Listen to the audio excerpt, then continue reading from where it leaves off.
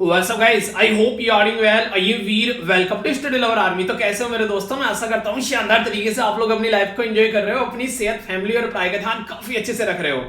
जिंदगी आप लोगों की है, चाहे तो बना लो चाहे मिटा लो, किसी को कोई फर्क नहीं पड़ने वाला है। जितने मजे आप लोग लेना चाहते हो उतने मजे करो भाई साहब। कोई आप लोगों के आमने सामने आएगा, आप लोगों को अगर बुरी कंडीशन में देखेगा तो आप लोगों को बोलेगा कि ये इंसान बर्बाद है, और मजे में देखेगा तो बोलेगा वाह यार इसके जैसी जिंदगी जीनी है। तो ये आप लोगों के ऊपर डिपेंड करता है कि आप लोगों को अपनी जिंदगी को कैसे लेकर चलना है। अगर चाहते हो कि कुछ करना है तो अभी भी वक्त है, अपनी जान लगा दो। एक डायलॉग आप लोगों ने सुना होगा कि जान लगा दो या फिर जाने दो, यानी किसी भी चीज में इतनी जान लगा दो कि बाद में ये ना बोलना पड़े यार ये कमी रह गई, काश इसमें ये कर लिया होता। अगर ऐसी टेंडेंसी आप लोग रखते हैं ना भाई साहब, आप लोगों का गोल अचीव करने से आप लोग कोई नहीं रोक सकता। रीजन ये है कि बहुत कम लोग ये टेंडेंसी रखते हैं। आप लोग क्या लगता है हर एक इंसान जो है अपने गोल के पीछे जान लगाने पे तुड़ा है? भाई साहब आप लोग खुद अपने आप को देखो एक बार, रियलाइज करके यार खुद अपने आप को फोकस करोगे ना तो आप लोगों के अंदर बहुत सारी कमियां देखने को मिल जाएंगी।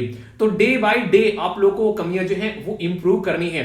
कोई नहीं, कल का दिन बर्बाद हो गया, अरे आज का दिन तो जी लो। क्या रखा है कल के दिन में? कल के दिन को याद करके क्यों रोना है? आज के दिन को एंजॉय करो ना यार। अपनी जिंदगी को अगर आप लोग प्रोडक्टिव बनाना चाहते हैं तो कभी भी बुरे वक्त का अपने आज के वक्त पर साया न पड़ने देना। अपने आज के वक्त को बिल्कुल सबसे ऊपर रखना और सबसे ज्यादा प्रेफरेंस उसी को देना है, क्योंकि ना तो पास्ट आप लोगों के हाथ में नहीं, फ्यूचर आप लोगों के हाथ में है। तो बस ये प्रेजेंट, ये जो वीडियो आप लोग सुन रहे हैं ना अभी, बस यही वक्त आप लोगों के पास में है। यही वाला वक्त जो आप लोग अभी मेरी आवाज सुन रहे हैं, अगर यही वाले वक्त को आप लोग ढंग से यूटिलाइज करना स्टार्ट कर दोगे तो फ्यूचर तो यार अपने आप बनना स्टार्ट हो जाएगा।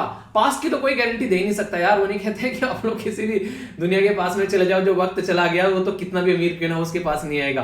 पर लेकिन रियलिटी यहां पर यह है कि जो वक्त अभी आप लोगों के हाथ में है उसको तो यूटिलाइज करके देखो ढंग से मेरे दोस्त। जिंदगी ना बदल जाए तो फिर बता ना कर, पर लेकिन नहीं, उसी को यूटिलाइज नहीं करना है, उसी को बर्बाद करना है। और फिर बोलते हो कि अच्छी जिंदगी नहीं चल रही है, बहुत ही दुखी जिंदगी चल रही है। दुखी है नहीं, आप लोगों ने बना रखी है। ठीक है, एक इंसान है कि एंजॉय कर रहा है अपनी लाइफ को और आप लोग है कि रो रहे हैं, तो इसका मतलब है कि आप लोगों ने खुद ने डिसाइड कर रखा है कि हम लोगों को रोना है। वरना हारने के बाद भी इंसान हंस देना तो जीतने वाले की जो जीत है वो फीकी पड़ जाती है। आप लोगों ने सुना होगा। बस यही है जिंदगी। अब आप लोग डिसाइड कर लो कि आप लोगों की जिंदगी को कैसे एंजॉय करना है।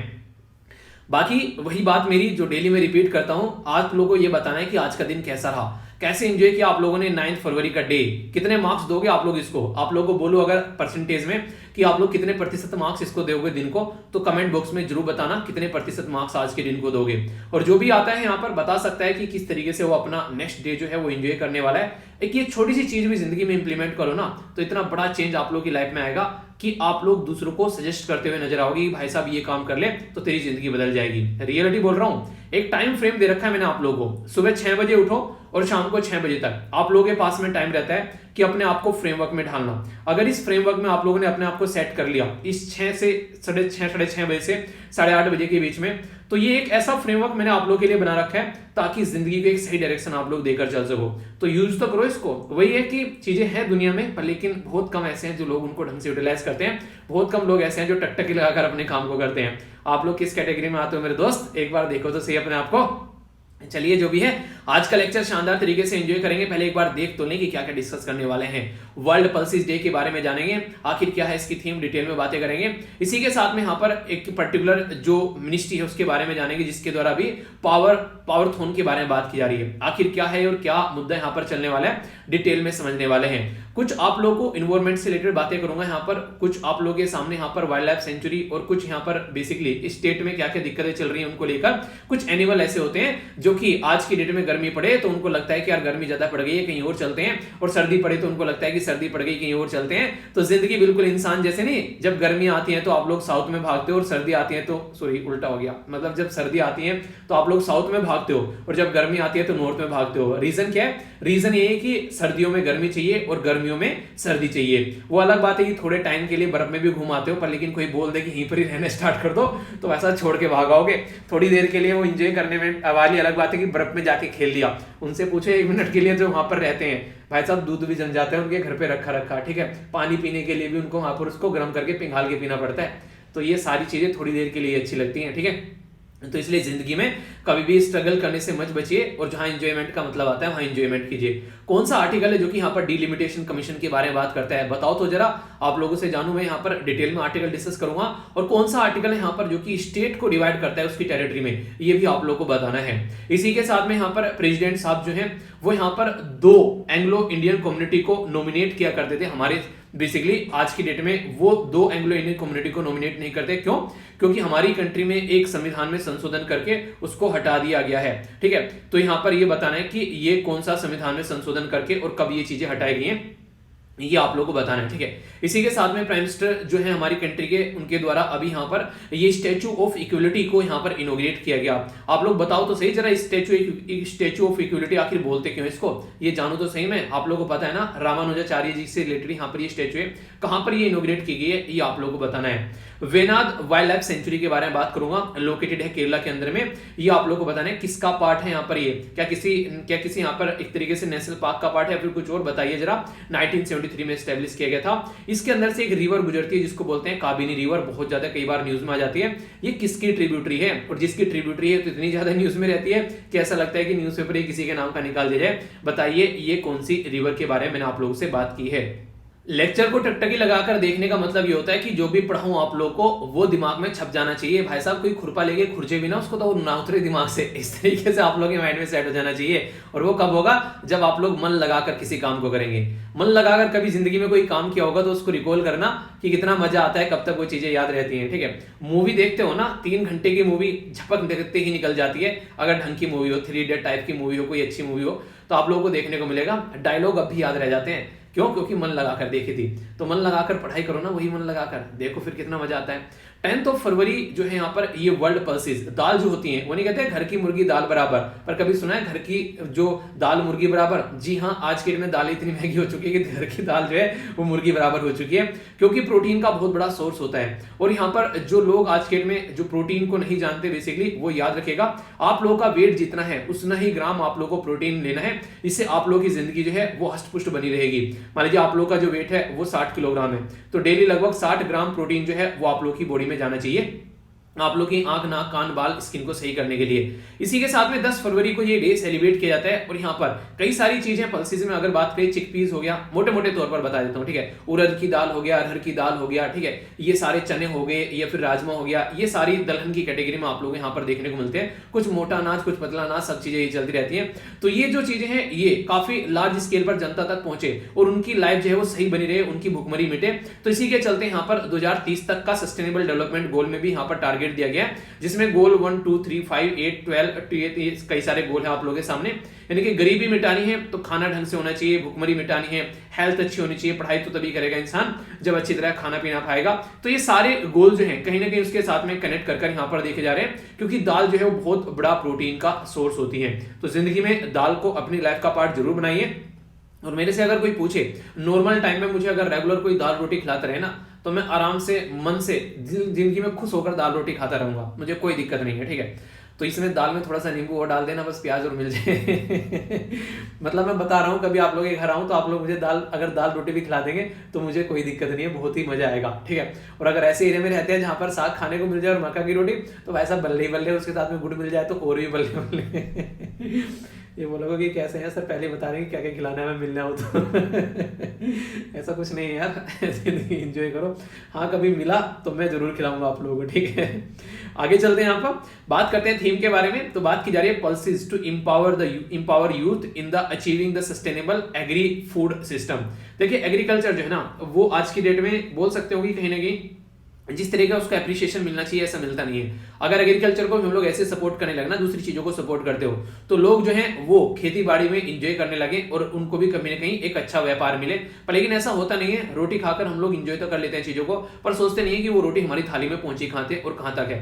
तो मुझे लगता है कि इसके लिए एक फंड बनाना चाहिए। अगर कोई किसी किसानों को डोनेट करना चाहता है तो किसानों के लिए कोई स्कीम चलनी चाहिए, तो उसके लिए फंड होना चाहिए कि हाँ, अगर कोई भी यहाँ पर चाहे तो उसमें डोनेट कर सकता है। ठीक है, गरीब तबका तो नहीं करेगा सोसाइटी, क्योंकि उनको बेचारों को खाने मुश्किल से मिल पाता है। पर हाँ, जो ठीक ठाक कमाई धमाई कर रहे हैं, कम से कम उनसे कुछ यहाँ पर सपोर्ट लिया जा सकता है। कैसा रहा सजेशन बताइए जरूर, मुझे दिमाग में अभी आया जस्ट पढ़ाते पढ़ाते। ठीक है, ऐसा कुछ नहीं था, एकदम दिमाग में क्लिक किया। ओके, इंपॉर्टेंट आर्टिकल है, ध्यान से सुनिएगा। इन्वायरमेंट और यहाँ पर बेसिकली कंजर्वेशन या फिर डिग्रेडेशन के बारे में बात करें तो जीएस पेपर 3 में काफी इंपॉर्टेंट टॉपिक आप लोग का बन जाता है। डिटेल में बात करूंगा, अच्छे से समझिएगा। बात भी करेंगे कई सारे राज्य के बारे में, कई सारे राज्य मतलब तमिलनाडु के बारे में बात करेंगे, भाई साहब केरला के बारे में बात करेंगे, कर्नाटक के बारे में बात करेंगे। आप बोलेंगे सारे राज्य एक साथ में कैसे बात की जा सकती है? बिल्कुल की जा सकती है, कैसे नहीं की जा सकती है? देखो तो सही, ये हो गया यहाँ पर केरला, ये हो गया यहाँ पर तमिलनाडु, ये हो गया यहाँ पर कर्नाटक। कोई तो पॉइंट होगा जहां पर मिलते होंगे। जी हाँ, तो उसी मीटिंग पॉइंट के बारे में बात कर रहा हूं मैं आप लोगों से। आखिर क्या है वो मीटिंग पॉइंट और क्या न्यूज चल रही है, समझने की कोशिश करते हैं। हिंदू न्यूज़पेपर के द्वारा उछल कूद कर ये न्यूज पढ़ाई गई और इवन ये इंडियन एक्सप्रेस में और पीआईबी के द्वारा भी ये न्यूज जो थी वो कवर की गई थी। मुद्दा क्या है यहाँ पर समझ लेते हैं। अभी बेसिकली ये चीज देखने को मिल रही है कि देखिए जैसे आप लोग गर्मी सर्दी में इधर उधर होना स्टार्ट कर देते हैं, जीव जंतु भी ऐसे ही कुछ करते हैं। आप लोगों ने सुना होगा एक शब्द जिसको बोलते हैं माइग्रेटरी स्पीसीज, ठीक है। तो उसमें क्या करते हैं, अगर ठंडे इलाके में रहने वाले जो जीव जंतु हैं उनको ठंड पसंद है, जरा सी गर्मी में उनको दिक्कत होने लगती है, तो ये प्राणी अपने आप को ठंडे इलाके की ओर ले चलते हैं। ऐसे ही गर्म इलाकों में रहने वाले लोगों के साथ में भी दिक्कत है कि थोड़ा सा ठंड में चले जाए तो उनको ठंड ज्यादा लगने लगती है, तो इसलिए वो अपने आप को गर्म इलाके की ओर ढकेल देते हैं। तो ऐसे ही यहाँ पर जीव जंतु भी काम करते हैं। जब जब गर्मियां आती हैं तब तब यहाँ पर क्या करते हैं, वे अपनी जो रीजन को चेंज करना स्टार्ट करते हैं। तो गर्मियों की शुरुआत होते ही जो जंगली जानवर हैं वो मौसमी प्रवासी जो हैं वो खासकर जो पाए जाते हैं कर्नाटक और तमिलनाडु के अंदर में, वो आप लोगों को केरला की साइड में आप लोगों को जाते हुए नजर आएंगे, ऐसा बोला जा रहा है। तो यहाँ पर कुछ इंपॉर्टेंट बातें आप लोगों को देखने को मिलेगी, क्योंकि कई जैसे कि यहाँ पर अगर बात करें जो सेंचुरीज होती है जहां पर ये जानवर रहते हैं, तो ड्यूरिंग जो वाइल्ड एनिमल होते हैं ड्यूरिंग जो समर, ठीक है, तो उनको इजी रहता है खाना पीना ये सारी चीजें मिलना, ठीक है। गर्मियों में इनको आसानी से सारी चीजें मिल जाती है एज कंपेयर टू सर्दी। तो सबको देखिए खाना तो जिंदा रहने के लिए जरूरी है। जिंदा रहने के लिए क्या कहते हैं, जिंदा रहने के लिए तेरी कसम या मेरे सनम, याद नहीं है। जिंदा रहने के लिए मेरे सनम, जिंदा रहने के लिए तेरी कसम, एक मुलाकात जरूरी है सनम, ठीक है। ये है ना। तो जिंदा रहने के लिए तेरी सनम, खाना खाना बिल्कुल जरूरी है सनम, और साथ में नहाना भी और नहा भी लेना, ठीक है। अभी यहाँ पर बात करें वेनाड वाइल्ड लाइफ सेंचुरी के बारे में, तो क्वेश्चन बन जाएगा भाई साहब ये बता दो कहां पर है। आप लोग तुरंत बोलना केरला के अंदर है, ठीक है। तो केरला के अंदर तो फिर बताओगे, वो पूछेगा अच्छा शाना समझ रहा है, ये बता चल कौन से बायोस्फीयर रिजर्व के पास में है, ठीक है। तो ये भी पता होना चाहिए। तो इनके जब एग्जामिनर एक नेक्स्ट लेवल का क्वेश्चन पूछ ले तो आप लोग समझ लेना पेपर थोड़ा सा टाइट बना दिया है। तो नीलगिरी है बायोस्फीयर रिजर्व जहां पर ये लोकेटेड है, और थोड़ा सा और अगर उसका दिमाग घूमने लगे तो फिर पूछेगा बता कौन सी रिवर इसके अंदर से होकर गुजर रही है, ठीक है। तो फिर बोलना कि भाई साहब तैयारी करके आए, ऐसे थोड़ी ना छोड़ेंगे। तो तैयारी है बिल्कुल, ये है कावेरी रिवर। और किसकी ट्रिब्यूटरी है चल ये भी बता दे, तो भाई साहब वो है हमारी कावेरी रिवर, जो कि सबसे ज्यादा न्यूज में रहती है। एक सेलिब्रिटी भी इतनी न्यूज में नहीं रहती जितनी कावेरी रिवर न्यूज में रहती है। रीजन आप लोग जानते हैं, कई सारे राज्यों के बीच में डिस्प्यूटेड रीजन है, लड़ाई करते रहते हैं। कौन कौन से राज्य के बीच में लड़ाई करते रहते हैं ये आप लोग बताइए।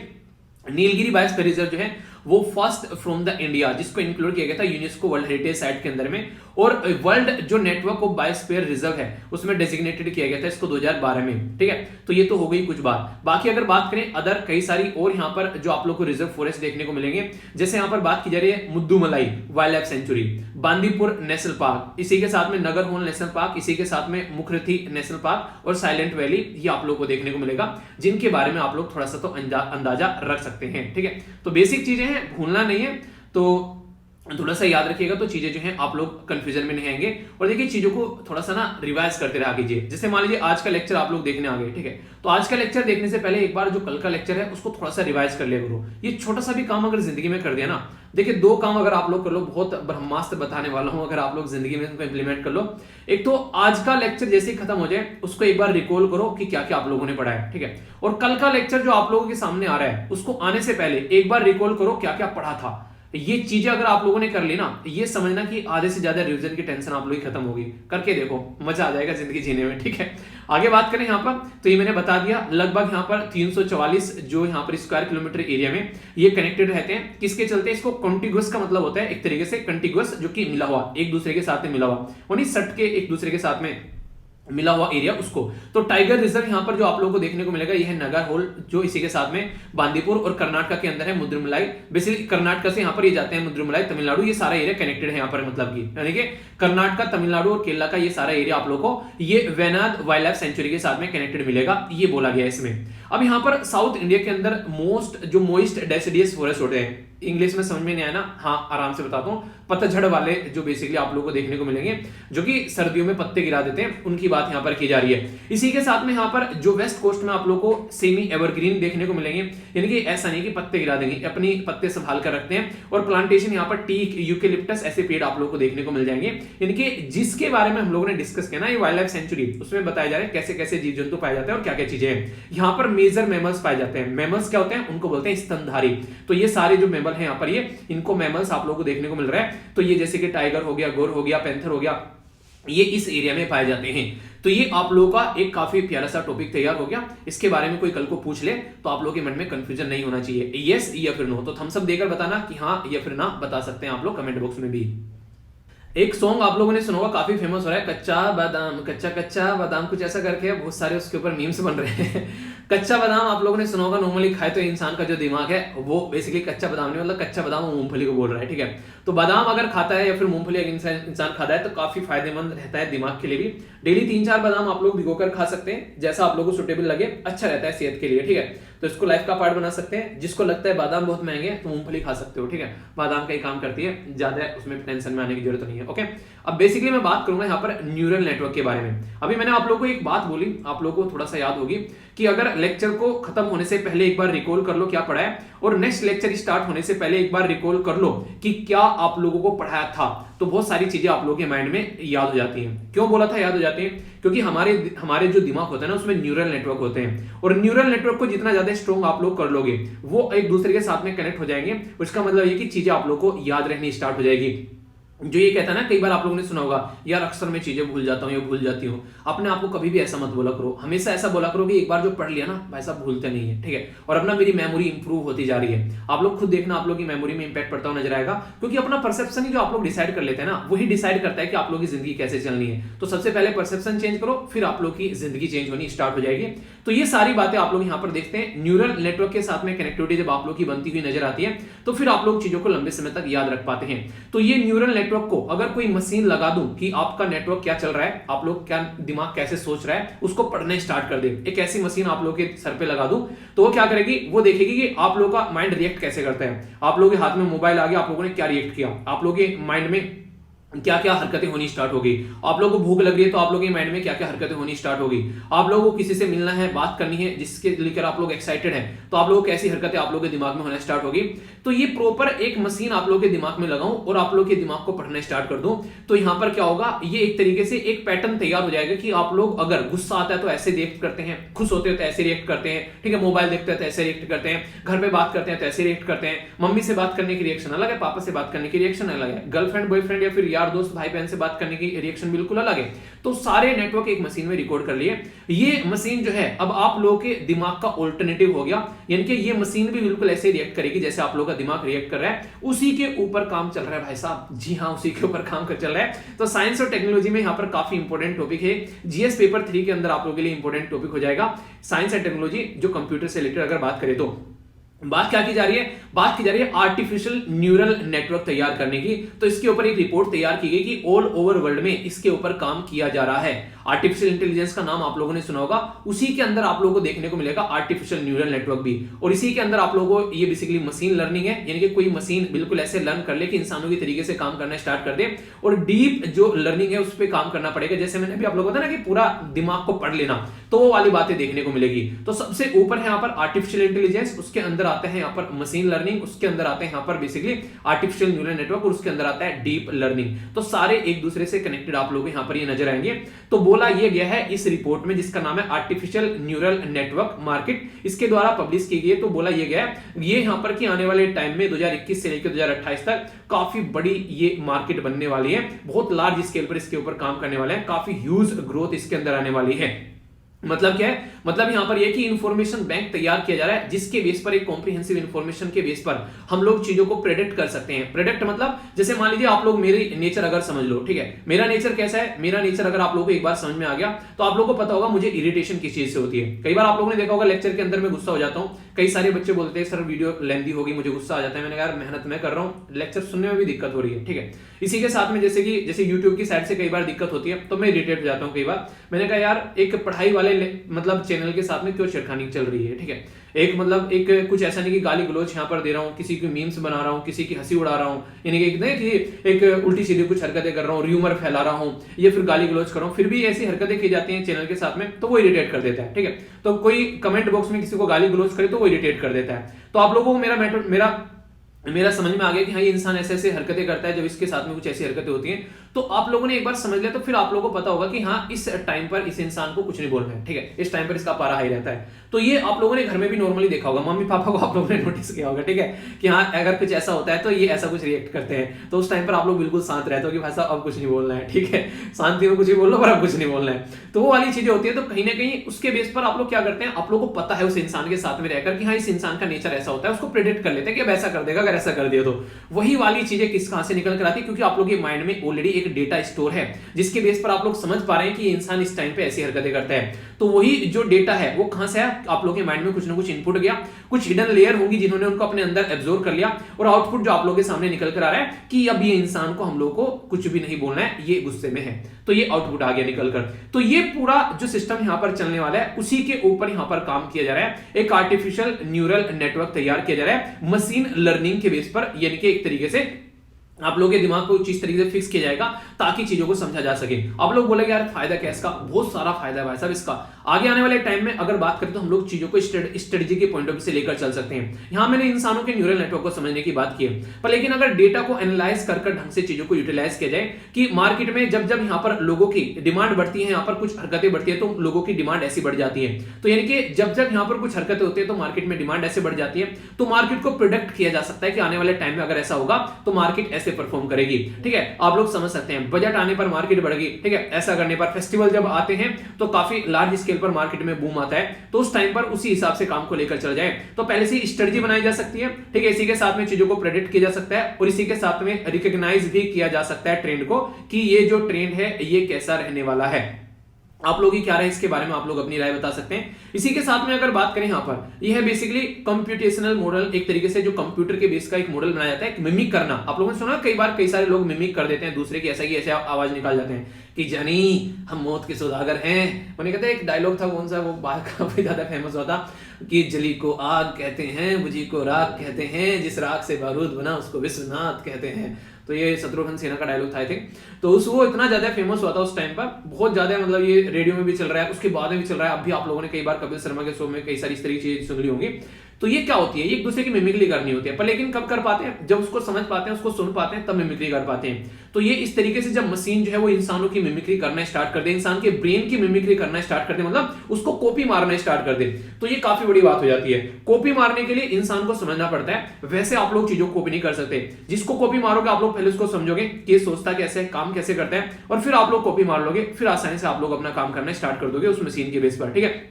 तो कॉपी मारने के लिए चीजों को एनालाइज करना पड़ता है। जैसे मान लीजिए आप लोग मेरी, जैसे कई सारे बच्चे बोलते हैं, मैं कई सारे डायलॉग बोल देता हूं, जैसे कि आप लोगों ने सुना भी होगा ना कि मौज लो रोज लो नहीं मिलो तो खोज लो, ठीक है, टकटकी लगा कर देखना, ठीक है। तो इस तरीके कई सारे शब्द जैसे मैं यूज करते रहता हूं बीच बीच में। तो ये क्या हो गया, अब आप लोग उनको मिमिक कर सकते हैं। कई सारे बच्चे बोलते हैं सर बहुत अच्छा लगता है स्टार्टिंग में, तो एक तरीके से कोई डायलॉग बोलते हैं ना एक तरीके से, तो ये सारी क्या है, ये चीजें आप लोग एक तरीके से सुन रहे हो उनको रेगुलरली, तो इसलिए आप लोग मिमिक कर पाते हो। तो इसी तरीके से मशीन भी जब सुनेगी रेगुलरली तो फिर वो मिमिक करना स्टार्ट कर देगी, कॉपी करना स्टार्ट कर देगी। एक नॉर्मल जो न्यूरल नेटवर्क होता है माइंड को, उसको समझकर यहां पर उसके बेस की मिमिक्री यहां पर की जा सकती है। तो इससे बहुत बड़ा एक डेटा बेस तैयार किया जा सकता है आने वाले टाइम में। क्या हम लोग कर नहीं रहे हैं, कर तो रहे हैं हम लोग बहुत सारे काम, जैसे कि फेशियल रिकॉग्निशन टेक्नोलॉजी में क्या करते हैं, दुनिया भर के फेस इकट्ठा करके रख लिए और उनके जो एक एक पॉइंट है फेस के उनको हम लोगों ने चेक कर लिया और फिर उसके साथ में कनेक्ट कर दिया कि हाँ भाई साहब इस तरीके से हम लोग क्या कर सकते हैं, फेस को पहचान सकते हैं कि ये उस इंसान का फेस है। लाखों करोड़ों फेस अगर आप लोग रख दो, उसमें से भी एक फेस को निकालकर साइड में रख देना कि ये है वो इंसान, तो आसान काम तो है नहीं, बड़ा काम है। तो इसी के बारे में यहां पर बात की जा रही है। इसी के पैटर्न पर यहां पर ये आर्टिफिशियल न्यूरल नेटवर्क भी आप लोगों को काम करता हुआ नजर आएगा कि आप लोगों को बेसिकली समझेगा, एक तरीके से मॉडल बनाया जाएगा जो कि स्ट्रक्चर ऑफ बायोलॉजिकल जो न्यूरल नेटवर्क की है उसको समझने की कोशिश करेगा, कैसे फंक्शन करना है, उससे लर्न करेगा, सीखेगा और उसके बेस पर इनपुट और आउटपुट के बेस पर पूरी कहानी फिर आप लोगों को चलती हुई नजर आएगी। तो जो ट्रेनिंग प्रोवाइड कराई जाएगी इनपुट के बेस पर, उसी के बेस पर आउटपुट निकल कर आएगा। तो मतलब क्या हो गया, मतलब यहां पर ये हो गया कि आप लोग कुछ इनपुट देंगे, उसके बेस पर आउटपुट निकलेगा। अगर इस मशीन के अंदर में किसी के न्यूरल नेटवर्क का इनपुट नहीं दोगे तो ये मशीन आप लोगों को आउटपुट भी नहीं देगी, ठीक है, ऐसा आप लोग समझ सकते हो। मतलब ये हो गया कि जब तक उसके अंदर कुछ जाएगा नहीं तो बाहर आएगा नहीं। ओके, मेजर जो ड्राइवर है यहां पर क्या है, बेसिकली एक तो डिजिटलाइजेशन काफी बड़ा रोल बन गया है। आज की डेट में लोग यहां पर ये चाहते हैं कि अपनी बिस्तर से उठना पड़े, उनकी एसी चल जाए, उनके फ्रिज चल जाए, उनकी सारी चीजें लाइट ऑन ऑफ हो जाए। तो ये ऐसी चीजें कहीं ना कहीं एक आलस का शिकार जो है वो टेक्नोलॉजी का आविष्कार होता है, ठीक है। जब इंसान ने आलस किया, सीढ़ियां चढ़नी नहीं है, उठाकर एलिवेटर बना दिया, ठीक है, उठाकर अपना एक तरीके से लिफ्ट वगैरह बना दी, ठीक है। वहां बैठे बैठे वैसा टीवी उठना पड़ता है, जाकर बार बार चैनल चेंज करना पड़ता है, ये लो रिमोट, कोई उठने की जरूरत नहीं है, बैठे बैठे काम करना है, ठीक है। ये चीजें आप लोगों ने देखी है। तो कहीं भी जाना है उसके लिए अलग अलग साधन बना दिए, तो ये सारी चीजें बोल सकते हैं, ठीक है। तो ये सारी चीजें यहाँ पर तैयार की जा रही है आज के डेट में। कहीं ना कहीं जो डिजिटलाइजेशन हो रहा है और लेवल पर आगे बढ़ रही है। इसी के साथ में प्रेडिक्ट किया जा रहा है कंज्यूमर का बिहेवियर। आप लोग कुछ भी जाकर ऑनलाइन एक बार सर्च करके तो देखो, आप लोग मोबाइल सर्च कर लो, भाई साहब शाम तक मोबाइल के ऐड ना आने लगे आप लोगों को, मतलब शाम तक ना 2 घंटे बाद ही स्टार्ट हो जाएंगे, हालांकि इतना फास्ट नेटवर्क हो गया इनका। दुनिया भर के यहाँ पर आप लोगों को बेसिकली चीजें देखने को मिलेगी, ठीक है। जब मैंने पहली बार लैपटॉप का स्टैंड सर्च किया था तो मैंने बेसिकली यहाँ पर उसके कई मतलब 8-10 दिनों तक मुझे लैपटॉप के जो स्टैंड के ऐड आ रहे हैं, एक ये वाला स्टैंड ले लो, ये वाला स्टैंड ले लो। मैंने कहा भाई साहब ले लिया है, पीछे छोड़ दो यार हो गया ठीक है। तो ऐसे आप लोग समझ सकते हैं, ठीक है। तो ये चीजें हैं, तो ये सारी क्या है, ये बेसिकली आप लोगों के बिहेवियर को रिकॉग्नाइज कर रहे हैं। और बिग डेटा यहाँ पर बहुत बड़ा रोल प्ले करता है। बिग डेटा मतलब जैसे बिग बॉस नहीं है, बिग बॉस के घर में आ गए, तो ये बिग डेटा क्या करता है, ये कस्टमर की नीड को अंडरस्टैंड करता है। क्या सर्च किया है आप लोगों ने, उसको इकट्ठा कर लेगा, ठीक है। और फिर यहाँ पर उसको प्रोसेसिंग की जाएगी, जो भी आप लोग का डेटा है, यानी कि आप लोग मोबाइल सर्च कर रहे हो, आप लोग कपड़े सर्च कर रहे हो, आप लोग यहाँ पर लैपटॉप सर्च कर रहे हो, आप लोग यहाँ पर खाने पीने का सामान सर्च कर रहे हो, उसी के एडवर्टीजमेंट आप लोग को दिखने स्टार्ट हो जाते हैं। क्यों? क्योंकि यहाँ पर चेक किया जाता है कि ये बेसिकली सर्च क्या क्या कर रहा है, ठीक है। उसकी जो कॉस्ट है, आप लोग किस कॉस्ट का सर्च कर रहे हो, तो यहाँ पर एक तरीके से वो भी देखने को मिलेगा। तो बिग डेटा क्या करता है, बेसिकली आप लोगों की कॉस्ट भी रिड्यूस कर देता है काफी सारी चीजों की, और यहाँ पर डिटेक्ट करता है कि रिस्क क्या क्या है, इसमें क्या फ्रॉड हो सकते हैं आगे आने वाले टाइम में। यानी कि आप लोगों ने देखा कई सारे लोगों ने मोबाइल सर्च कर लिया, अब वो मोबाइल मार्केट में आना है, ठीक है, पर लेकिन उसकी कंपेयर में क्या कोई और मोबाइल आ गया, उसको सर्च करना स्टार्ट कर दिया, कोई और मोबाइल आ गया, उसको सर्च करना स्टार्ट कर दिया। तो तीनों में कंपेयर करेगा सबसे ज्यादा सर्च किसको किया जा रहा है, किस मोबाइल के बेसिकली वेबसाइट पर जाकर सबसे ज्यादा देर तक इंसान जो है वो टिके हुए हैं, ठीक है। तो एक एक छोटी से छोटी इंफॉर्मेशन यहाँ पर ये निकाल लेते हैं, जो ऑनलाइन चीजें यहाँ पर आप लोगों को देखने को मिलती है। और क्लाउड कंप्यूटिंग भी जो है वो इसी का एक पार्ट आप लोगों को देखने को मिलेगा, जो कि यहाँ पर रिसोर्सेज को और अच्छे लेवल पर आप लोग यूटिलाइज करते हुए एक दूसरे के साथ में कनेक्ट कर पाते हैं। आज की डेट में आप लोग एक मोबाइल, एक लैपटॉप और यहाँ पर कुछ भी आप चाहे तो उनको कनेक्ट कर सकते हैं। ये कहीं ना कहीं आसानी से ऑनलाइन चीजें आप लोग यूज कर सकते हैं। तो ये ऑनलाइन इंटरनेट की कमाल आप लोगों को देखने को मिलेगा। तो जो यहाँ पर आर्टिफिशियल जो नेटवर्क वाला जो सिस्टम है, इसकी कुछ लिमिटेशंस भी हैं। लिमिटेशंस क्या हो गया, जब तक आप लोग इसमें कुछ चीजें स्टार्ट नहीं करोगे तब तक चीजें स्टार्ट नहीं होगी। यानी कि आप लोगों को पहले नेटवर्क को ट्रेन करना पड़ेगा, न्यूरल नेटवर्क को, तब वो आप लोगों की मिमिक्री कर पाएगा, ठीक है। यानी कि एक काफी लार्ज स्केल पर आप लोगों को उसके साथ में काम करना पड़ेगा। ऐसा नहीं कि अपने आप मंड के काम करने लगे कि हाँ भाई साहब मैं काम कर लेता हूं, नहीं। सेकंड, दूसरा इंपॉर्टेंट यहाँ पर यह कि काफी ज्यादा जो नेटवर्क जो है वो कंप्यूटर वगैरह जो है पूरा सिस्टम आप लोगों को कैटेगराइज करना पड़ेगा, प्रॉपर ट्रेन करना पड़ेगा, प्रॉपर इलेक्ट्रिसिटी देकर प्रॉपर आप लोगों को ट्यूनिंग बैठानी पड़ेगी, एक प्रोसीजर के थ्रू होकर गुजरना पड़ेगा। तो टाइम कंज्यूमिंग भी आप लोगों को ये देखने को मिलेगा, ऐसे काम नहीं चलेगा।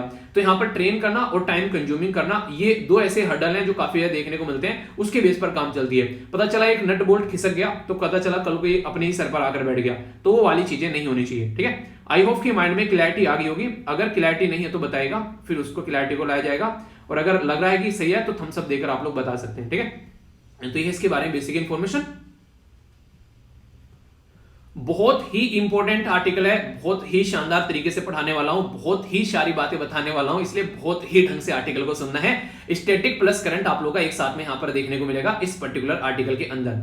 जम्मू एंड कश्मीर में काफी सारी प्रॉब्लम अभी देखने को मिल रही है। आखिर ये प्रॉब्लम आ क्यों रही है, आखिर यहां पर लोग जो है वो प्रोटेस्ट कर क्यों रहे हैं, ये डीलिमिटेशन कमीशन आखिर है क्या, जिसको प्रीसीमन आयोग के नाम से भी आप लोग जानते हैं, कौन इसको क्रिएट करता है, इसके अंदर मेंबर कौन कौन होता है, कहां कहां पर कितनी सीटों का डिस्ट्रीब्यूशन किया जा रहा है जम्मू एंड कश्मीर के अंदर, आखिर इतना ही ऐसा क्यों किया जा रहा है, आखिर एक एरिया में जहां पॉपुलेशन ज्यादा है वहां कम सीटें दी जा रही है, जहां पॉपुलेशन कम है वहां ज्यादा सीटें जा रही हैं, ऐसा क्यों कर रहे हैं, इसके पीछे यहाँ पर प्रीसीमन आयोग है क्या तर्क दे रहा है। तो ये सारे तमाम मुद्दे जो हैं आप लोगों के इस पर्टिकुलर आर्टिकल के अंदर मैं कवर करने वाला हूं, तो इसलिए टकटकी लगाकर देखिएगा। यूपीएससी में जीएस पेपर 2 के अंदर कवर कर सकते हैं, इंडियन कॉन्स्टिट्यूशन से रिलेटेड बात करें और इलेक्शन कमीशन ऑफ इंडिया से रिलेटेड बात करें, तो सारी बातें आप लोगों को यहाँ पर जानने को मिलने वाली है, ठीक है। तो आइए आगे बढ़ते हैं एक एक इंपॉर्टेंट पॉइंट के साथ में। सबसे पहले इंपॉर्टेंट मुद्दा यहाँ पर ये कि न्यूज में क्यों है, क्योंकि आप लोगों को पता है कि हमारे देश में आर्टिकल 375 और आर्टिकल 370 और आर्टिकल 35A में चेंज किया गया संविधान के अंदर, और उसके चलते यहाँ पर एक जीता जागता राज्य जो था उसको यूनियन टेरिटरी बना दिया, यानी कि एक पूरा कंप्लीट राज्य यूनियन टेरिटरी बना दिया, यूनियन की टेरिटरी बना दिया। और पहली बार देश में ऐसा हुआ था कि किसी राज्य को यानी कि स्टेट को हम लोगों ने यूनियन की टेरिटरी में कन्वर्ट कर दिया।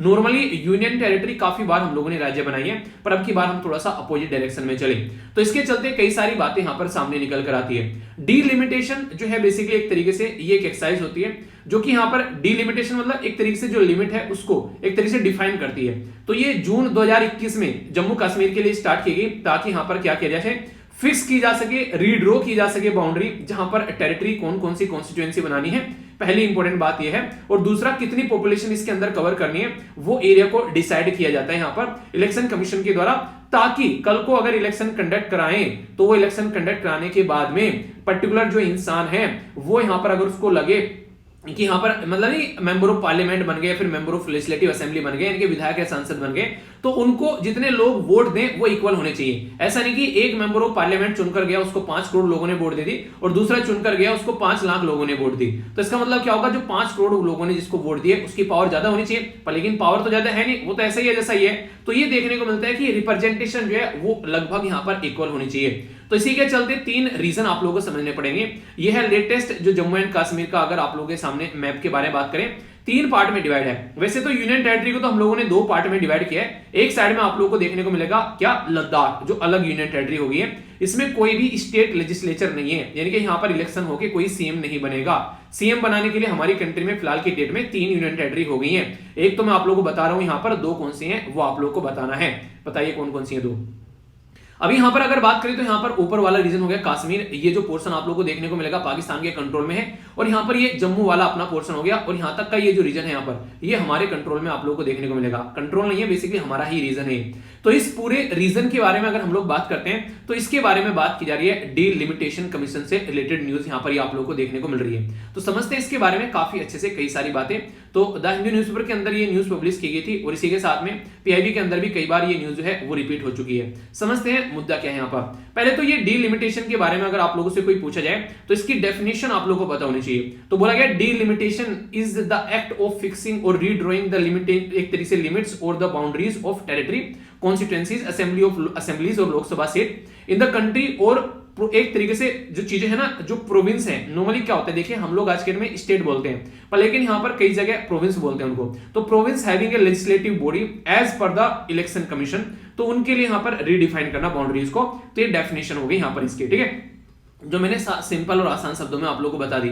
अभी डीलिमिटेशन कमीशन जो है यहाँ पर 2 चीजों को देखता है, ठीक है। यहाँ पर एक तरीके से आप लोगों को देखने को मिलेगा डीलिमिटेशन कमीशन जो है एक तरीके से यहाँ पर अगर बात करें, सबसे पहले तो ये देखता है कि बाउंड्री को रीड्रॉ करना है, और दूसरा देखता है कि कितनी पॉपुलेशन उसके हिस्से में आई है वो इक्वल है ना सारी बाउंड्री में। तो यहाँ पर ये जो होता है, ये जब इंप्लीमेंट किया है तो कोई भी कोर्ट भी इसके अंदर जो है वो क्वेश्चन नहीं करता है, यानी कि इसको काम करने दे देता है अपना, वरना पता चला डीलिमिटेशन जो है वो आगे बढ़ ही नहीं पा रहा है। तो ये वाला प्रोसीजर आप लोगों को देखने को मिलेगा।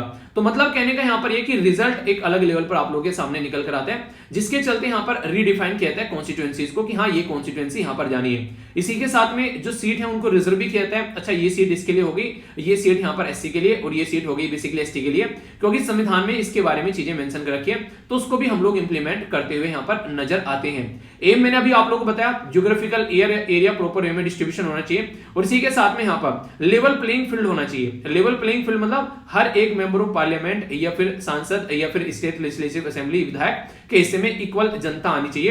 तो इसी के चलते संविधान में 82 यानी कि 82 आर्टिकल में बोला गया कि पार्लियामेंट जो है वो डीलिमिटेशन एक्ट के थ्रू हर एक सेंसस यानी कि जनगणना के बाद में परिसीमन आयोग बनाएगी, और जनगणना के बाद में यहाँ पर पूरा एक तरीके से देखेगी कहां कहां पर कितनी पॉपुलेशन, कैसे कैसे क्या क्या चल रहा है, ठीक है। तो ये पूरा माहौल आप लोगों को यहाँ पर देखने को मिलेगा। आर्टिकल 170 जो है यहाँ पर ये स्टेट को बेसिकली डिवाइड करता है इनटू टेरिटरीज, कॉन्स्टिट्यूएंसीज में डीलिमिटेशन एक्ट एवरी सेंसस के बाद में। तो वो आर्टिकल 82 था, यहाँ पर आर्टिकल 170, तो दोनों में कंफ्यूजन आप लोगों को नहीं होना चाहिए।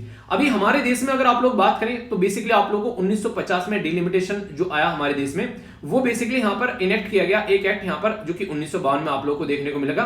उसके बेस पर चीजें निकल कर आई। मतलब क्या बोल दिया, मतलब ये बोल दिया 1952, 1963, 1973, 2002 हमारी कंट्री में 1952, 1962, 1972, 2002 में यहाँ पर time to time delimitation commission भी आए हैं और उनसे रिलेटेड एक्ट भी बनाए गए हैं ताकि जनता को प्रॉपर वे में उनकी कॉन्स्टिट्यूएंसी जो है डिवाइड कर मिल सके और यहाँ पर उनको प्रॉपर उनके रिप्रेजेंटेटिव मिल सके।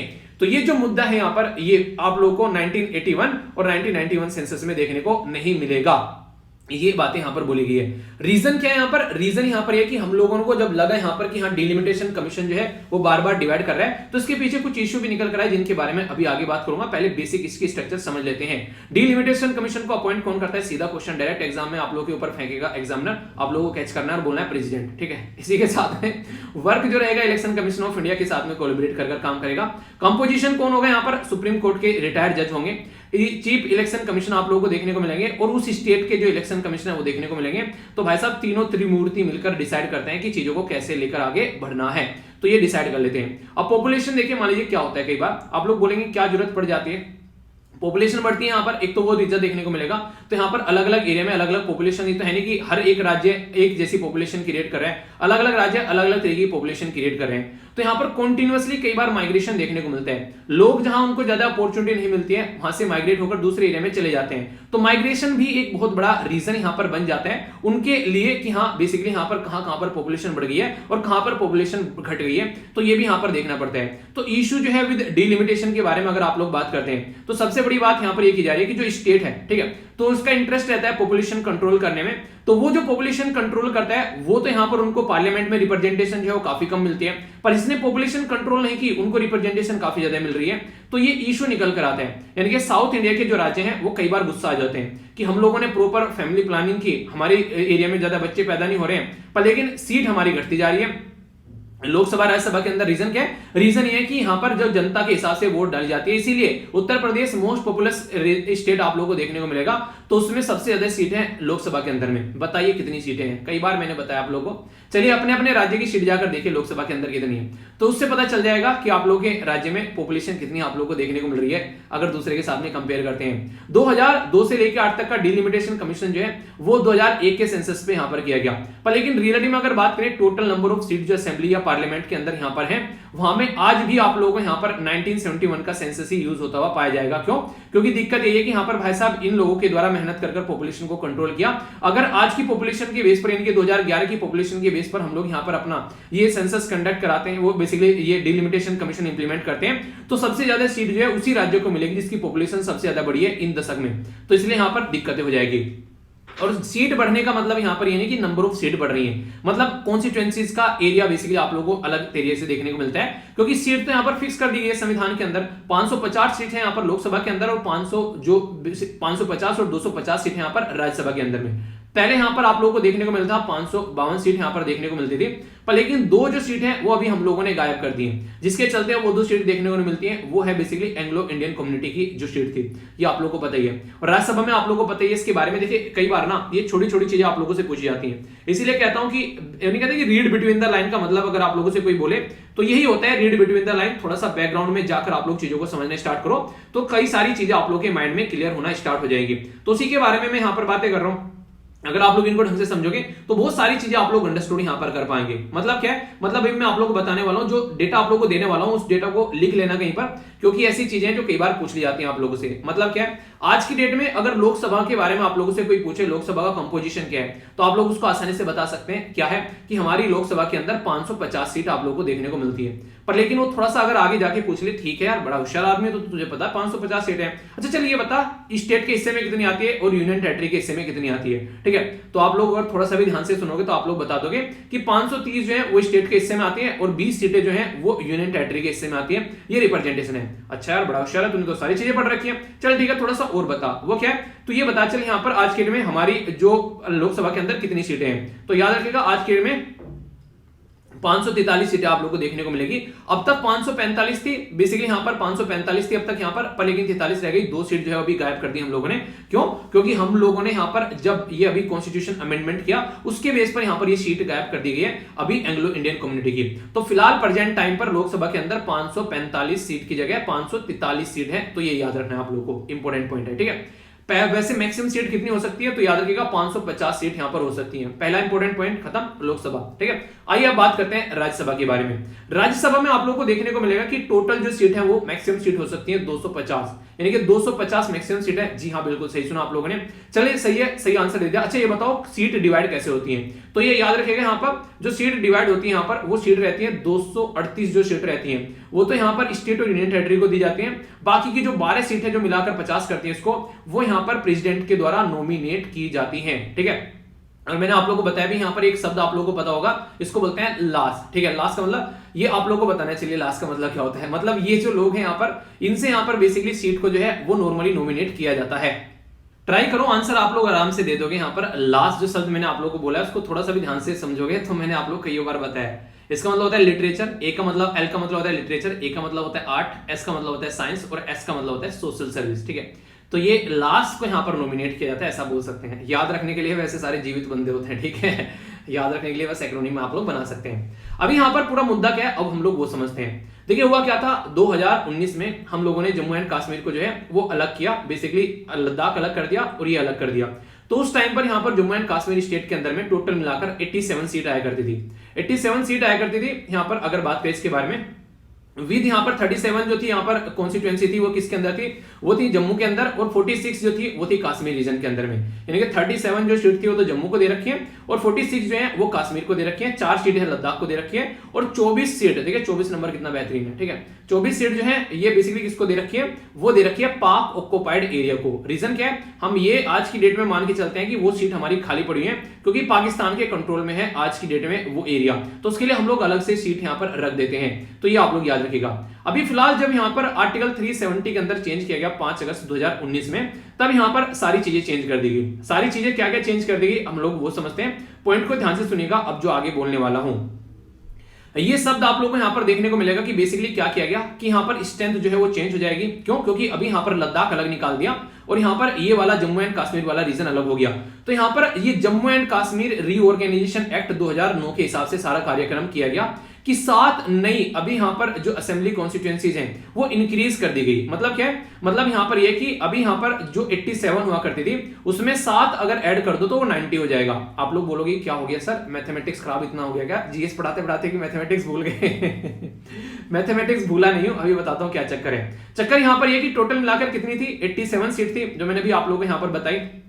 ठीक है, तो यहां पर आप लोगों को दिखा यहाँ पर 87 सीट थी। इन्होंने क्या किया, इसके अंदर 7 सीटें बढ़ा दी। तो 7 सीटें बढ़ा दी यहां पर आप लोगों को देखने को मिला। तो कितनी होगी टोटल मिलाकर, ये सीट हो गई 94।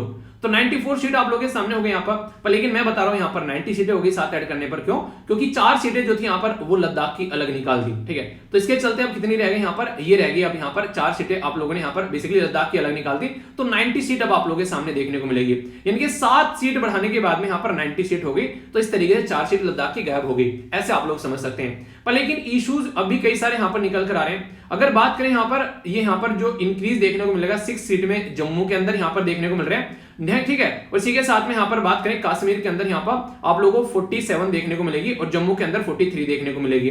तो ये जो है काफी बड़ा एक लड़ाई का रीजन बन गया। यानी कि दोनों रीजन के बारे में, डिस्ट्रीब्यूशन के बारे में बात करें, जम्मू को जो दी गई है 43 और कश्मीर को दी गई है 47। ठीक है, तो इसके चलते अभी यहां पर समझेंगे क्या मतलब है। जम्मू को दी गई है 43 और कश्मीर को दी गई है 47, ये यहां पर बोल रहे हैं। ठीक है, तो उसमें इंक्रीमेंट जो हुआ है अभी फिलहाल यहां पर, उसमें इंक्रीमेंट में जो चेंज देखने को मिल रहा है, उस इंक्रीमेंट में चेंज ये कर दिया गया कि जम्मू को ज्यादा दे दी गई और कश्मीर को कम दे दी गई। यानी कि इंक्रीमेंट जो किया गया ना, तो क्रिटिसिज्म ये हो रहा है कि अगर पॉपुलेशन की बात करें तो पॉपुलेशन जो है वो यहां पर लगभग 68.88 लाख पॉपुलेशन आप लोगों को कश्मीर की देखने को मिलेगी, अगेंस्ट जम्मू की जो है यहां पर 53। ठीक है, पर फिर प्रेफरेंस यहां पर जम्मू को क्यों दिया जा रहा है, तो यहां पर ये पूछा गया डिलिमिटेशन कमीशन से।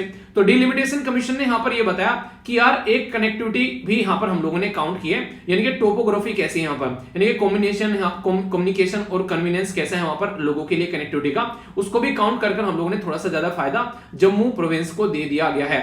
तो यहां पर पॉपुलेशन ही अकेला होल सोल क्राइटेरिया यहां पर नहीं है, ये बातें बोली गई यहां पर इनके द्वारा। ठीक है, याद रखिएगा ये जो कमीशन हेड किया जा रहा है ये रंजन प्रकाश देसाई के द्वारा यहां पर ये कमीशन हेड किया जा रहा है, जिसके चलते कई बार न्यूज में आ चुके हैं। तो आप लोगों से क्वेश्चन भी यहां पर बन सकता है, रंजना प्रकाश देसाई। ठीक है, तो ये पूरी जो कहानी थी ये आप लोगों को मैंने अपनी जुबानी सुना दी। अब कोई भी कंफ्यूजन आप लोगों को यहाँ पर इसमें हुआ तो बताएगा, उसको दूर किया जाएगा।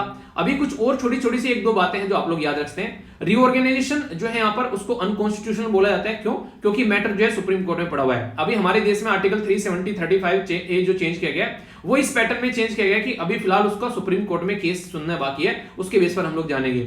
इसी के साथ में यहाँ पर जो अभी जो कमीशन अपनी बात करा रहा है ये भी बोल रहे हैं आर्बिट्रेरी है, यानी कि सही तरीके से काम यहाँ पर नहीं कर रहे हैं। तो उसके चलते हुए जो जम्मू कश्मीर के जो पॉलिटिशियन है वो बोल रहे हैं कि ये तो बिल्कुल मनमानी चल रही है, ये यहाँ पर कुछ ढंग से चीजों को फॉलो ही नहीं कर रहे हैं। तो ये बहुत बड़ी कंट्रोवर्सी अभी रिसेंटली बन गई है। ओके, अब आप लोगों के माइंड में कोई कंफ्यूजन है तो बताइए, उस कंफ्यूजन को दूर किया जाएगा। टेंशन और कंफ्यूजन को पेंशन देकर ही जाना है। तो वीडियो को थम्स अप देकर आप लोग बता सकते हैं कि यहां पर ये बेसिकली आर्टिकल आप लोगों को कैसा लगा। न्यूज आप लोगों ने कई बार सुन ली होगी यहां पर कि अभी हम लोगों ने अपनी कंट्री में पर्टिकुलर एक स्टैचू जो है उसको अनवील किया और उसका नाम हम लोगों ने बताया स्टैचू ऑफ इक्वलिटी। ठीक है, तो इक्वलिटी जो यहाँ पर इसका नाम रखा गया, इनके मिलजुल कर रहने वाली जो बात की गई, तो ये जो स्टैचू ऑफ इक्वलिटी है ये एक महान पर्सनैलिटी के नाम पर यहाँ पर बनाई गई और उनका नाम है यहाँ पर श्री रामानुजाचार्य। ठीक है, तो इनका नाम भी आप लोग यहाँ पर याद रख सकते हैं। तो श्री रामानुजाचार्य है यहाँ पर, उनके नाम पर ये क्यों बनाएगी और इसका स्टैचू ऑफ इक्वलिटी का मतलब क्यों रखा गया कि स्टैचू ऑफ इक्वलिटी है। सबसे पहले तो ये याद रखिएगा 1000वीं जो इनकी जयंती है वो सेलिब्रेट की जा रही है, उसी के चलते यहाँ पर ये हैदराबाद तेलंगाना के अंदर बनाई गई है। तो इनकी 1000वीं बर्थ एनिवर्सरी सेलिब्रेट करने के लिए। क्यों? क्योंकि ये हमेशा बोलते थे यहाँ पर वासुदेव कुटुंबकम। वासुदेव कुटुंबकम का मतलब होता है कि पूरा संसार जो है वो हमारा परिवार है, यानी कि सब जो है एक परिवार का हिस्सा है। तो ये बातें यहां पर बोली गई है। तो फेस्टिवल ऑफ द इक्वलिटी के तौर पर इसको सेलिब्रेट किया जा रहा है। प्राइम मिनिस्टर मोदी साहब के द्वारा यहां पर इसको इनॉग्रेट किया गया था। बात अगर करें यहां पर तो काफी डिटेल में यहां पर इंडियन एक्सप्रेस के अंदर भी यहां पर कवर किया गया और जगह भी ये आर्टिकल जो था यहां पर कवर किया गया। तो इसके बारे में कई सारी बातें मैं आप लोगों को बताने वाला हूं। अगर स्टैचू ऑफ इक्वलिटी के बारे में आप लोग बात करें कि यहां पर इसको स्टैचू ऑफ इक्वलिटी बोलते क्यों हैं, तो सबसे पहला तो एक क्वेश्चन दूर कर लेते हैं। इनके द्वारा यहां पर काफी बड़ा इंपैक्ट डाला गया सोसाइटी में इक्वलिटी को साथ में लेकर बात की गई आने के लिए। All the section of the जो सोसाइटी है उनको साथ में लेकर चलने की बात की गई। इसी के साथ में यहां पर जो मंदिर होते हैं, खासकर जो एक तरीके रिलीजियस जो प्लेसेस होते हैं, उनमें जो लोअर कास्ट के जो लोग थे उनको अलाउ नहीं किया जाता था। तो इनके द्वारा बोला गया यार ऐसा तो नहीं है, तुम्हारे घर की सरकार है, तुम लोअर कास्ट के लोगों को नहीं जाने देते हो, वो भी इंसान है, उनको भी जाने दो। तो इररेस्पेक्टिव ऑफ कास्ट या फिर उनकी पोजीशन के बेस पर सबको यहां पर एंट्री मिलनी चाहिए अगर कोई रिलीजियस प्लेसेस है उस पर, ये बातें बोलेगी। तीसरा इंपॉर्टेंट पॉइंट बोला गया यहां पर कि एजुकेशन जो है वो सबके लिए लेकर चलनी है। यानी कि पहले में बोला गया सबको यहां पर बेसिकली एक तरीके से एडवोकेट किया गया कि सारे सेक्शन के जो लोग हैं वो एक दूसरे के इक्वल हैं। दूसरे में बोला गया सबके लिए यहां पर मंदिर के दीवार खुलने चाहिए, ऐसा नहीं कि यहां पर बेसिकली अपर कास्ट उसको एंजॉय करेंगे। तीसरा बोला कि एजुकेशन सबको प्रोवाइड कराओ, एजुकेशन बहुत अच्छा तरीका है लोगों को गाइड करने का, तो एजुकेशन का सहारा लिया गया। और चौथा बोला गया कि वासुदेव कुटुंबकम, यानी कि पूरी दुनिया जो है, पूरा यूनिवर्स जो है, all the universe is one family, तो ये शब्द इनके द्वारा यूज किया गया। तो यहां से एक अंदाजा आप लोग लगा सकते हैं कि ये बेसिकली 4 शब्द आप लोगों को मैंने बता दिए, 4 पॉइंट। अगर कल को लिखने के लिए आ जाए तो why it is called the statue of equality, तो ये किसी को आप लोग बता भी सकते हैं अगर डिस्कशन में बात आए, और किसी को आप लोग समझा भी सकते हैं। आई होप कि माइंड में क्लैरिटी हो गई होगी। अब इंपॉर्टेंट मुद्दा यहां पर यह कि ये जो बनाई कितनी लंबी है, कितनी ऊंची है यहां पर ये, तो 216 फीट ऊंची आप लोगों को यहां पर ये देखने को मिलेगी। और पंचलोहा यानी कि 5 धातु मिलाकर इसको बनाया गया है। पंचलोहा में कौन सा है, तो 2 तो आप लोगों को पता होगा नॉर्मली, गोल्ड एंड सिल्वर, बाकी कॉपर है, ब्रास है, इसी के साथ में जिंक आप लोगों को देखने को मिलेगा। तो 5 तत्व से जैसे शरीर बना होता है ऐसे ही 5 धातु से यहां पर ये इनकी स्टैचू बनाई गई है। तो टॉलेस्ट मेटल स्टैचू में आप लोगों को ये काउंट करती हुई नजर आएगी।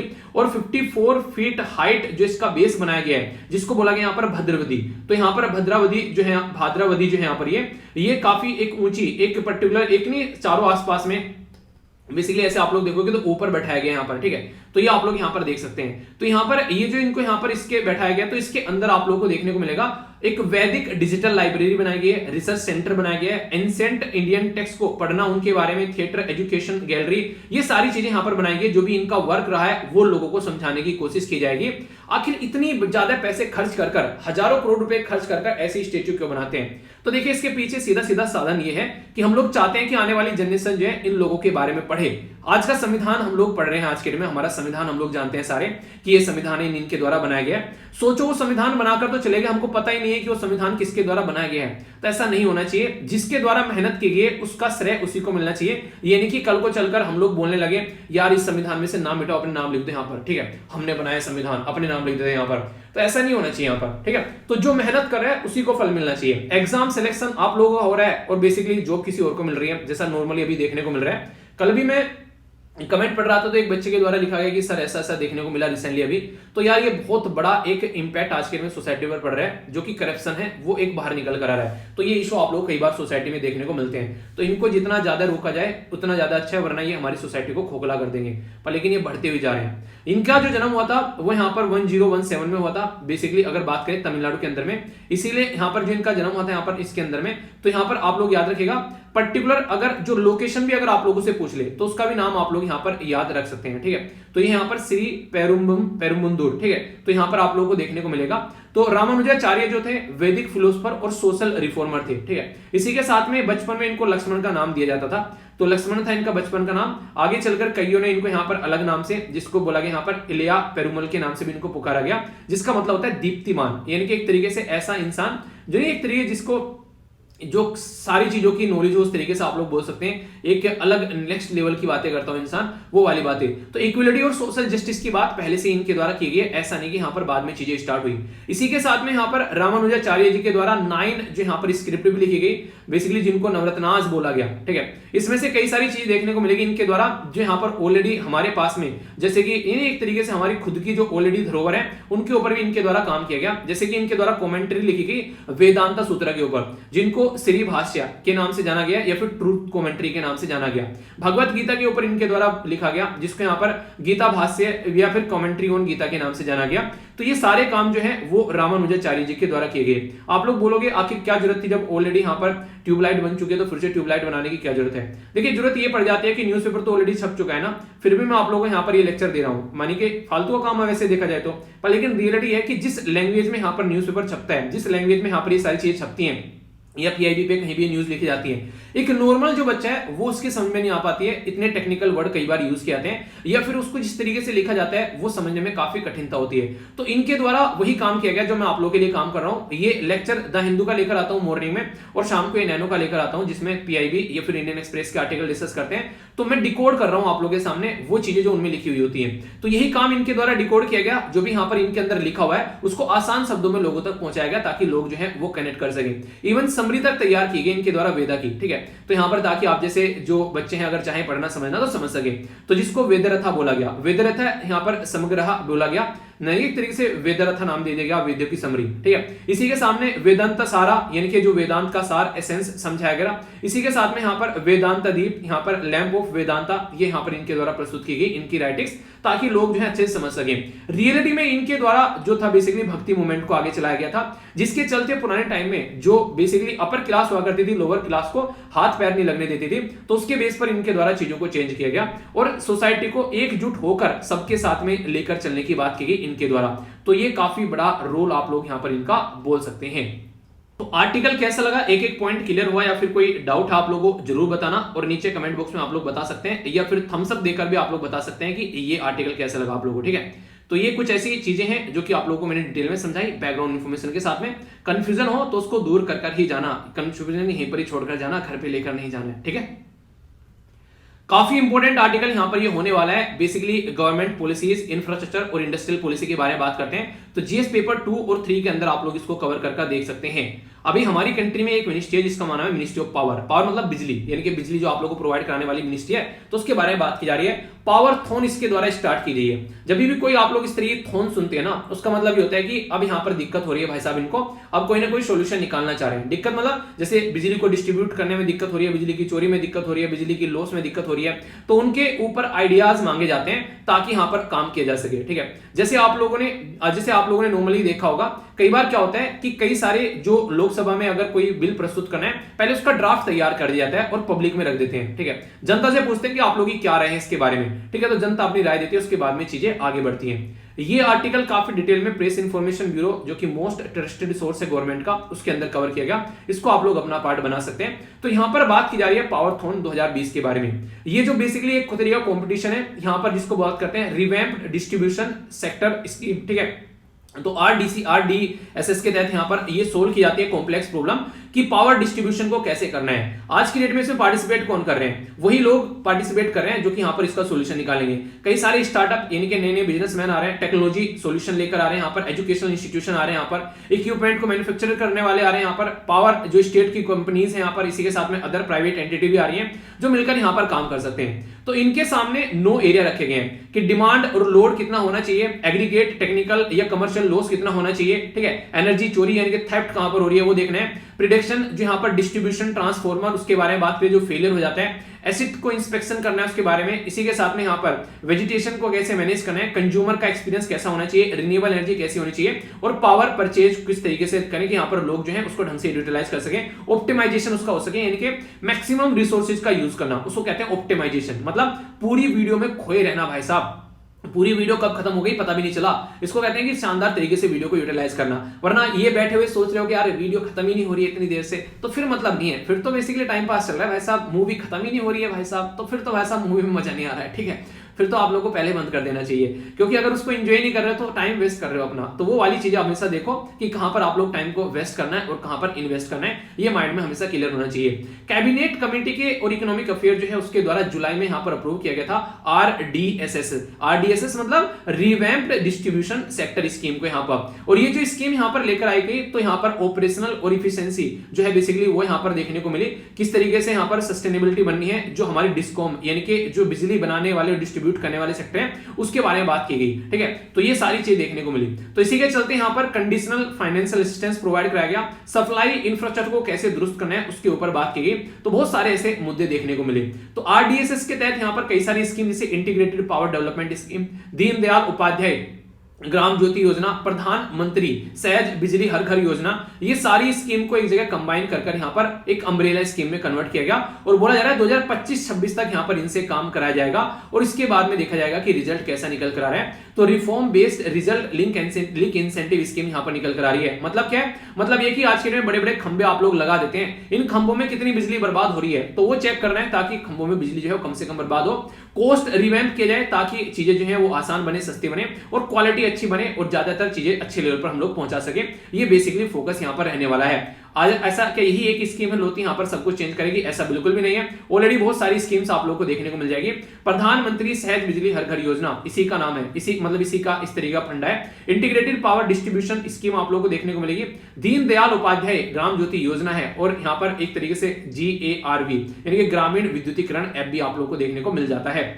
और एक और स्कीम है जो काफी ज्यादा न्यूज में रहती है, उज्ज्वला डिस्कॉम के नाम से आप लोग इसको जानते हैं। बेसिकली ये है यहाँ पर उज्ज्वला डिस्कॉम एश्योरेंस, जिसके 4 ई काम करते हैं। हालांकि ई आ उ जो भी है 5 होने चाहिए थे, यहाँ पर इनके द्वारा 4 में काम कर दिया। इलेक्ट्रिसिटी, इन्वायरमेंट, एफिशिएंसी और एंश्योर फाइनेंस वायबिलिटी, जबकि यहाँ पर ईज ऑफ डूइंग बिजनेस जो है वो 5वां ऐड कर सकते हैं, पर इसको एंड में लगाकर इन्होंने ऐड कर दिया, वरना ये 5 ईज होते। तो यानी कि अगर आप लोग बात करें सही लेवल पर अगर डिस्ट्रीब्यूशन इन सब चीजों को करना है तो ये ईज भी अगर आप लोग लिख देंगे तो एग्जामिनर को पता होगा कि पढ़ा लिखा इंसान है, इसको तो अच्छे नंबर दे ही देने चाहिए, ठीक है। तो ये चीजें आप लोग याद रखिएगा। तो काफी डिटेल में सारी चीजें बता दी आप लोगों को, कोई कंफ्यूजन नहीं होना चाहिए। इसके बारे में क्वेश्चन पूछे तो बता जरूर देना, कोई भी अगर कहीं क्वेश्चन बनता है। एक क्वेश्चन तो चलिए मैं भी पूछ लेता हूं आप लोगों से।